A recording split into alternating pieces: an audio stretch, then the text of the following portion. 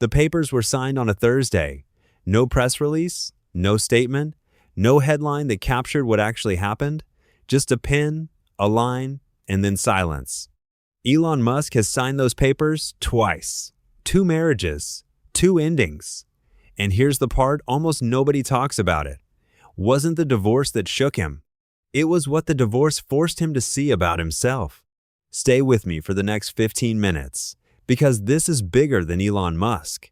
This is about a pattern that might be running quietly in your own life right now, and you don't even know it yet.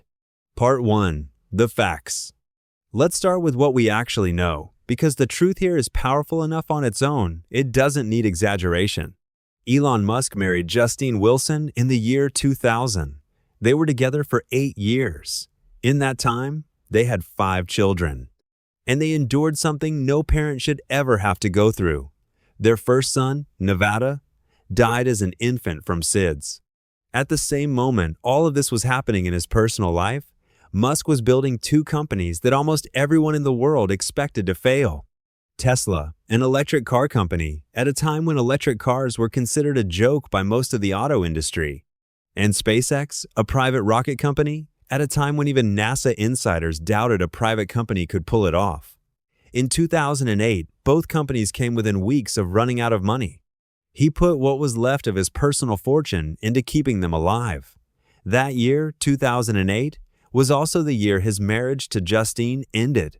2 collapses, arriving at the exact same time. One personal, one professional. And by his own account, in later interviews, 2008 was the hardest year of his life, not because of one event, but because of how many things fell apart in the same 12 months. A couple of years after the divorce, Justine did something most people in her position never do. She wrote about it publicly, in an essay that was widely read at the time. She said she felt like she had stopped being a person and started being a role, the wife of Elon Musk. She talked about what it feels like to love someone whose world keeps expanding, until there's barely any space left inside it for you. She didn't write it to hurt him. She wrote it because it was true. For her.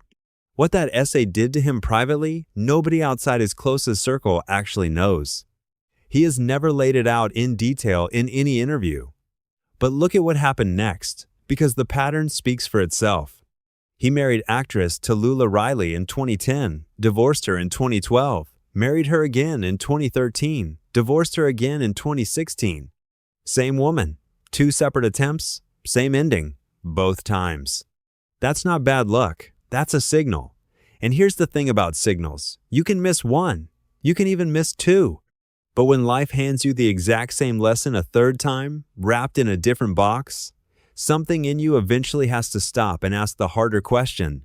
Is it them or is it me? Part 2. What the pattern actually is. We don't get to know exactly what went on inside his head during those years. Nobody does. And anyone who tells you they do is guessing. But he has said enough, across enough interviews over the years. For one thing, to become fairly clear work consumed an enormous share of his time and energy. By his own description, sometimes at real cost to the people closest to him.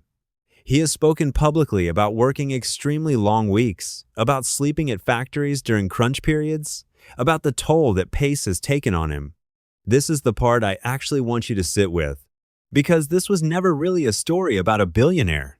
It's a story about a pattern that shows up in anyone who has ever built something that mattered to them, a business, a career, a craft, a dream they couldn't put down. Somewhere along the way, without ever consciously deciding to, a person starts scheduling the people they love around whatever feels urgent that day. Not because they love those people less, because the deadline screams, and the person usually doesn't. And here's what makes this pattern so dangerous. It doesn't cost you anything at first. That's the trap. It's completely invisible for months, sometimes years. You don't notice it in the moment because nothing bad is happening in the moment. You're just choosing the phone call over the dinner table, the extra hour at work over the extra hour at home, the urgent thing over the important thing, one small, forgivable choice at a time. Then one day, you look up, and you're sitting across from someone you used to know completely, and somehow, you've become strangers. And the strangest part is, you can't even point to the exact moment it happened, Because there wasn't one moment. It was 1,000 small ones, each one disguised as nothing. That recognition, whenever it finally lands, for anyone, famous or not, never feels like relief. It feels like the floor dropping out from under you. Because it means the problem was never really the situation you were in. It was never even the other person. It was a habit, a default setting, running quietly in the background, deciding where your attention goes whenever nobody is forcing you to choose. Part 3. Why this happens to high achievers. Specifically, here's something worth understanding because it explains why this pattern shows up so often in people who build extraordinary things. When you are building something big, a company, a body of work, a reputation, the world rewards you immediately for choosing the urgent thing. You hit a deadline, and there's a launch, a sale, a headline, applause. The feedback is instant, and it's addictive. But when you choose the important thing, showing up fully for a dinner, being present for a bedtime story, actually listening instead of half listening, the world gives you nothing back. No applause, no headline, just a quiet, ordinary moment that nobody else will ever know happened. So the brain, which loves reward, starts quietly voting for the thing that pays out fastest every single day. 1,000 small votes. And after enough of them, the relationships in your life are being run on whatever attention is left over, not the attention you actually have to give. This isn't a character flaw unique to a handful of famous people. It is one of the most common and least discussed costs of ambition. Founders live it. Doctors live it. Parents building a small business from their kitchen table live it.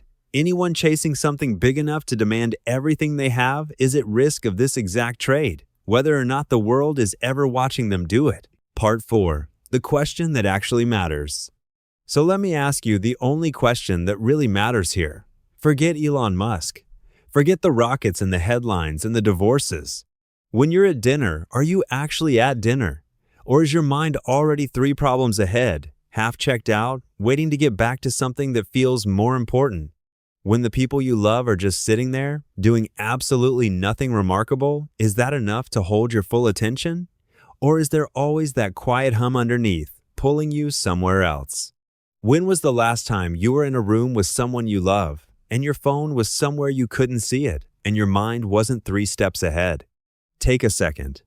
Actually think about it. Don't just let the question pass by like the 100 other things you've scrolled past today. You do not need a divorce to find this pattern in yourself. You do not need to lose something to know it's there. You just need 5 honest seconds and the willingness to actually look. Part 5. What presence actually looks like. Presence isn't a grand gesture. It isn't a vacation you plan once a year to make up for the other 360 days. It isn't a big apology after the damage is already done. Presence is small. It's boring, even. It's putting the phone in another room during dinner. It's asking a second question after the first answer instead of already thinking about your reply. It's noticing when someone's voice changes, even slightly, and choosing to ask about it instead of letting it pass. It's the 15 minutes before bed where nothing is being solved, nothing is being built, nothing is being optimized. You are simply there. None of that will ever make a headline. None of it will ever look impressive on paper. And that is exactly why it's so easy to skip. There is no reward system in the world pushing you toward it. You have to choose it, on purpose, over and over, with nothing but the relationship itself as the payoff. But here's what nobody tells you about that trade. The ordinary moments you protect, the random Tuesday, the coffee in the kitchen, someone simply existing in the room with you, those are not the gaps between the important things in your life. They are the important things. They are, without exception, the one category of thing that never comes back once it's gone. You can rebuild a company. You can restart a career. You can recover from almost any professional failure given enough time. But you cannot get back a Tuesday you were too distracted to actually be part of.